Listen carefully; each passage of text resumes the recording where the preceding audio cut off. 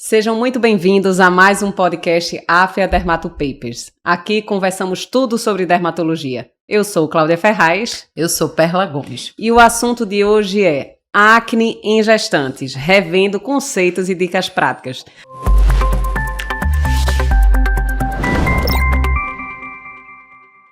Vamos lá, Perlinha. Hoje vamos conversar sobre esse tema, que é a acne, que é uma condição extremamente frequente nos nossos consultórios, em qualquer faixa etária praticamente, né? Desde adolescentes ou pessoas com idade adulta plena, e que afeta as mulheres em toda a sua faixa hormonal e reprodutiva. E, na verdade, a gente tem um grande desafio, que é controlar essa condição inflamatória com algumas peculiaridades nessa fase específica da mulher. Isso. E aí a grande preocupação nossa é a segurança materno-fetal aliada a algum grau de eficácia para melhorar esse quadro inflamatório da acne, evitando sequelas, hipercromia e cicatrizes, né? Isso. Então, a ideia hoje é a gente conversar pensando em quem nos escuta, aprender a selecionar de forma muito cuidadosa a terapia da acne, né, na gravidez, e conversando sobre conceitos, dicas práticas para imediatamente aplicar a sua prática clínica. Então, esse podcast também foi baseado num artigo que saiu na Cutis, agora em janeiro de 2024, um artigo bem interessante, com dicas práticas sobre o manejo da acne em gestantes, e é o que a gente vai falar hoje. Então, já tendo ideia, muita gente não tem a noção do quão frequente é a acne em gestante e nem sabe ou reconhece quais os fatores de risco para essas pacientes desenvolverem essa condição. Então, o que é que você podia falar sobre isso para a gente, Perla? É só uma observação, Claudinha, que eu brinco que a acne, ou ela deixa a pele maravilhosa. A acne não, a gestação. A gestação, né? Deixa a pele maravilhosa, ou realmente ela piora muito, vira, né? Choquito. Vira choquito mesmo os pacientes. Então, a gente sabe hoje que a acne na gestação é em torno de 40% a 45%. Ou seja, é bem frequente, bem frequente, né? E geralmente ela acomete ali pelo segundo, terceiro trimestre, e ela tem uma peculiaridade que ela não só afeta a face, né? Então ela pega a face, pega a região do tronco, né? E é importante a gente entender assim, quais são aqueles pacientes que a gente já pode predizer, esse aí pode realmente fazer uma acne, os fatores de risco, né, Claudinha? Esse aí vai dar trabalho pra gente. Então, acredita-se que pacientes menores de 25 anos, primigesta, são pacientes que têm uma grande tendência, né?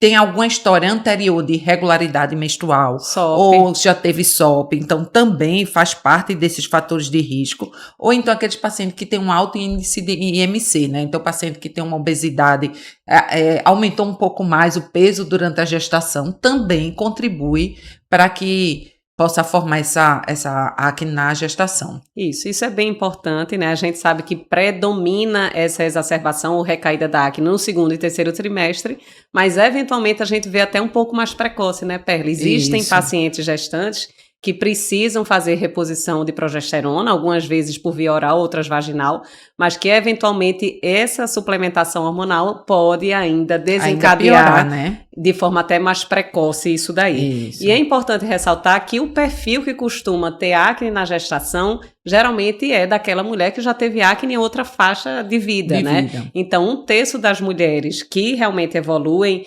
com acne na gestação já tiveram a acne na gestação, estão ali em remissão, tudo tranquila, e entram na gravidez por tantas variações hormonais, acaba desenvolvendo acne.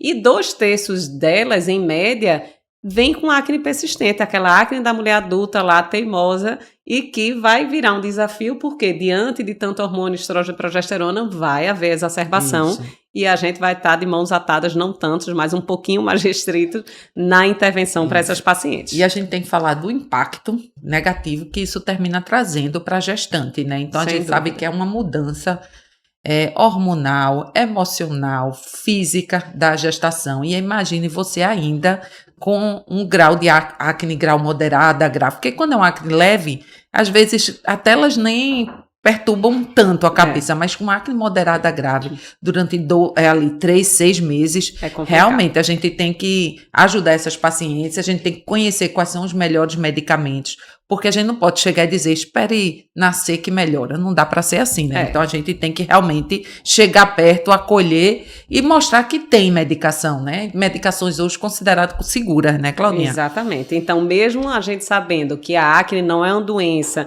que traz risco de morte, nem grande morbidade. Isso. Sem dúvida tem um impacto negativo, né? A mulher muitas vezes já está numa fragilidade de autopercepção, de autoestima, né? Ganhando peso, mudando a forma física. Então, vamos colaborar para essa preservação de saúde mental e física nesse contexto. Temos grandes opções ainda. Eu brincava muito que eu queria voltar à minha CNTP, condições normais de temperatura e pressão. Eu não sei nem se depois da gestação volta, né, Perla?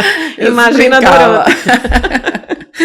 Mas vamos lá. Então, quais são as dificuldades primordiais que a gente tem quando atende uma paciente gestante com acne franca? É importante a gente entender, né, que esse é um período que a gente sabe que a mulher passa por uma fase que o primeiro trimestre, onde está se formando ali o embrião, né? A embriogênese, então, a embriogênese. Então, mas fora a embriogênese, a gente sabe que no segundo, terceiro tem a formação também de outros órgãos. Então, às vezes a gente se preocupa, não, só não pode no primeiro trimestre. Mas não, a gente sabe que tem outros órgãos que continuam se formando no segundo, terceiro. Então, a gente realmente tem que ter o cuidado para a gente saber qual a medicação mais segura para a gente usar em determinados tempos da gestação, né? Isso. Então, o cerne da intervenção terapêutica, não só da acne, mas de qualquer condição dermatológica ou não da gestante, é a segurança materno-fetal. Isso. A gente sempre vai pesar risco-benefício e só vai inserir tratamento se realmente a gente tiver a tranquilidade e segurança. Então, considerando esse contexto todo, já para aprendizado de vocês, a gente já pressupõe que os tratamentos tópicos são considerados a primeira linha para o tratamento da acne gestante. Então, a gente sabe que os tópicos, a gente sabe que a absorção é menor, né? Então, assim, a gente sabe termina sendo mais seguro. Não são todos os tópicos, mas é quando a gente fala entre tópico e sistêmico, a gente vai dar prioridade ao tópico, mas vai ter paciente nossa que vai precisar entrar com os dois. Mas a prioridade realmente seria entrar com cremes que a gente considera seguros, né? Isso, e como você falou, que é bem importante, eventualmente alguns pacientes ou não vão responder, ou já terão de entrada um quadro inflamatório moderado a grave, e nessa a gente vai entrar com tratamento sistêmico também. Muito bem colocado, Perla, não é excluindo os cuidados tópicos, a gente vai associar. Tratamentos sistêmicos para a gente ter um controle mais efetivo.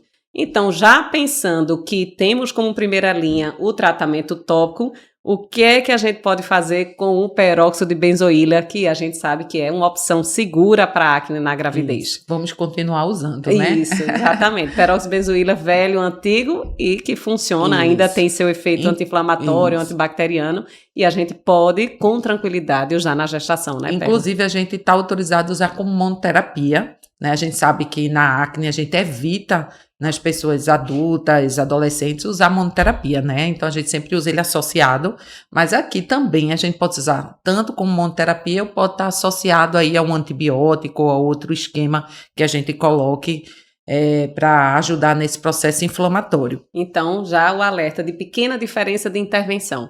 Gestante, você vai privilegiar a monoterapia, coisa que em outras fases de vida a gente não faz com acne, né? Lógico, o peróxido de benzoíla, muitas vezes em adolescentes a gente associa com retinóide, com adapaleno, que não é o caso que a gente vai fazer aqui, mas aqui ninguém vai lhe criticar se você fizer o peróxido de benzoíla sozinho e isolado. Exatamente. E alguns ainda perguntam, existe risco de absorção do peróxido de benzoíla? Pode chegar a algum nível sistêmico e trazer algum impacto para o feto? Na verdade, ele é transformado em ácido benzoico, né? Que é encontrado em aditivos alimentares. Aditivos alimentares. Isso. Então, assim, é uma coisa que parece fazer parte da rotina de todo mundo, né? Isso. Ninguém deixa de usar isso no alimento. Então, fica mais tranquilo por ele se transformar no ácido benzoico. Ele é eliminado via rins, né? Metabolizado e eliminado via rins. Então, assim, se é uma paciente que está tranquila, não tem nenhuma alteração, eu também não vejo problema nenhum, né? Então, peróxido de benzoíla para aprendizado de vocês pode ser iniciado já desde o primeiro trimestre até o final. Não se preocupem se vocês indicarem monoterapia, está aqui dando ok na tranquilidade. E existem pouquíssimos relatos, né, de uso mais prolongado com peróxido e até agora não existe grande repercussão com relação ao problema congênito e malformação, né? Então relaxem, o peróxido de benzoíla velho e bom segue na prescrição da acne na gestante e fora da gestante, né? E aí muita gente, Perla, pergunta pra gente com relação aos ácidos, né? Ácidos são realmente carro-chefe, de forma geral, para tratamento em acne em qualquer período de vida.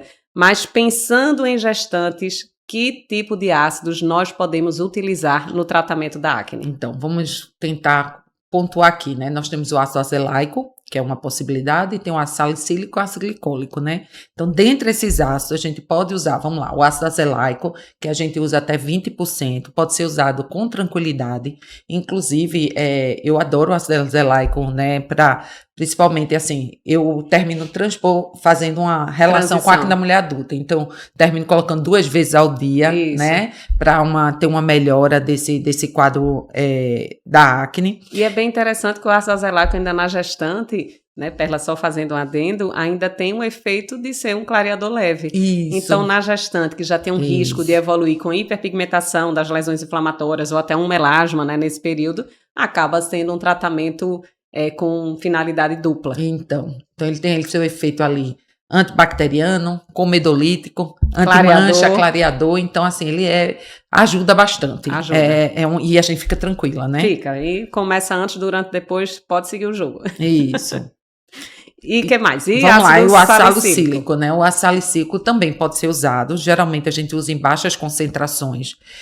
Geralmente, assim, há muito tempo, a gente tinha uma tendência a gente tirar, né? Tu tava usando sabonete em ácido salicílico, a gente tira. Até porque, às vezes, a gente não sabe a concentração que vem naquele componente. A gente sabe que tem ácido salicílico, mas eu não sei quanto tem ali, né? Então, às vezes, a gente termina eliminando tudo que tem ácido salicílico e tirando, mas a gente sabe por precaução. Então, eu tenho esse cuidado, eu sempre tiro.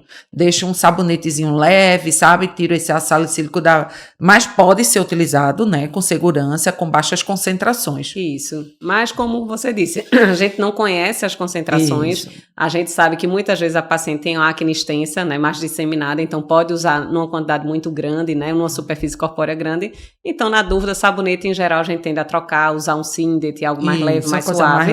Então. E, eventualmente, a maioria dos guidelines coloca que a gente pode usar o ácido salicílico tópico como segunda linha, tendo cuidado de usar baixas concentrações e restringir para uma pequena área de superfície corpórea. Só face, só centro facial, só testa, mas não dá para fazer um banho de corpo inteiro. Isso. Banho não, né? Loção ou gel, seja lá o que for, de corpo inteiro. Então, ácido salicílico pode, áreas restritas e não usar sob oclusão. Tá? E a gente tem alguns que perguntam, mas será que absorve? Será que vai chegar no nível sérico do salicilato? E eu digo, e como é que a gente trata a pré-eclâmpsia, né? Pré-eclâmpsia, os obstetras tendem a prescrever AS, né, aspirina, em baixas doses, que será metabolizada em salicilato com uma certa segurança. Então, se a gente tiver algum grau de absorção, não necessariamente vai trazer um impacto à saúde fetal. Então, isso já traz uma certa tranquilidade para a gente, mesmo que haja uma mínima absorção. E vamos lá, a gente falou do azelaico, a gente falou do salicílico e o glicólico. O glicólico também é bem tranquilo, é independente, né, assim, da percentagem. Também gosto de uso às vezes até naquelas pacientes, não só na parte da acne, às vezes na estria, né, Claudinha? Então a gente usa com muita tranquilidade também. Isso. Ele é tranquilo e a gente... Se fosse, no caso, oral, é que a gente sabe que pode ter alguma relação com malformação. Mas, assim, eu não uso oral, não, nem ninguém. Não usa. Na verdade, a maioria dos trabalhos com ácido glicólico oral foram feitos em cobaias, em animais, para verificar alguma repercussão sobre a fase reprodutiva da fêmea, né? Da ratinha, digamos assim.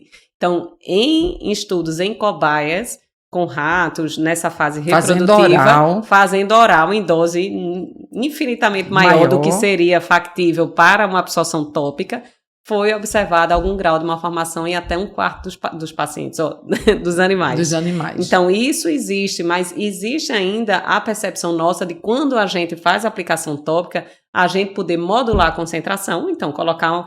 Não precisa ser 10, 20, faz 5, né? Faz 8. Você pode prescrever uma concentração menor e lembrar que a absorção dessas substâncias também é regulada pelo pH. Então, existem algumas farmácias, inclusive de manipulação, que a gente pode, né, solicitar um pH mais ácido, menos ácido, que a absorção vai ser maior ou menor. Então, você pode ter certa tranquilidade. Quando a gente está fazendo esses manipulados, juntando substâncias, lembrar que na gestação a pele também está mais sensível.